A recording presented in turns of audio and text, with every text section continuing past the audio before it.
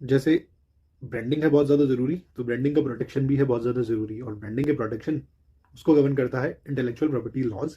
और intellectual properties laws में जो ब्रांड के नेम को और ब्रांड के लोगों को जो गवर्न करता है, और जो जिसके थ्रू ब्रांड नेम्स और ब्रांड लोगोस गवर्न होते हैं, वो है ट्रेडमार्क लॉज और ट्रेडमार्क रूल्स।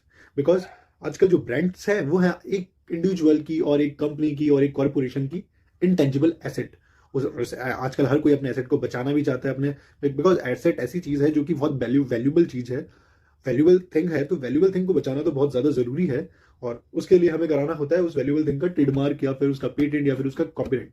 तो आज हम बात करेंगे ट्रेडमार्क की। जो ट्रेडमार्क है वो हमें प्रोटेक्शन प्रोवाइड करता है हमारे लोगों का, हमारे वर्ड का, नेम का। लोगों का जो होता है वो उसको कहते हैं डिवाइस मार्क, और जो हमने जो वर्ड लिया है उसको हम कहते हैं वर्ड मार्क। तो हमें वर्ड मार्क और डिवाइस मार्क को प्रोटेक्ट करने के लिए उसको कराना होता है ट्रेडमार्क रजिस्टर्ड।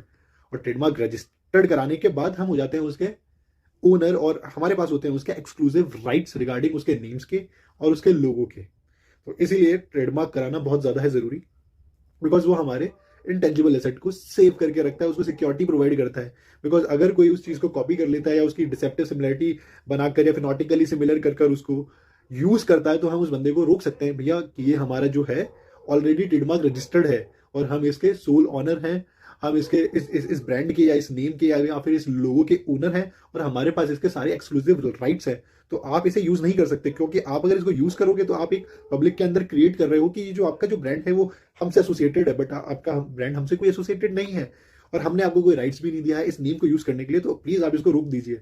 क्यों? क्योंकि हमारे पास इसका ट्रेडमार्क रजिस्ट्रेशन है, और ट्रेडमार्क रजिस्ट्रेशन होने के बाद हम अगर कोई हमारे ब्रांड को यूज करता है या उसके डिसेप्टिव सिमिलरिटी उसको बनाकर उसको यूज करने की कोशिश करता है, फिनोटिकली उसको यूज करने की कोशिश करता है, तो हम उस पर कर सकते हैं कानूनी कार्रवाई अंडर द ट्रेडमार्क लॉस।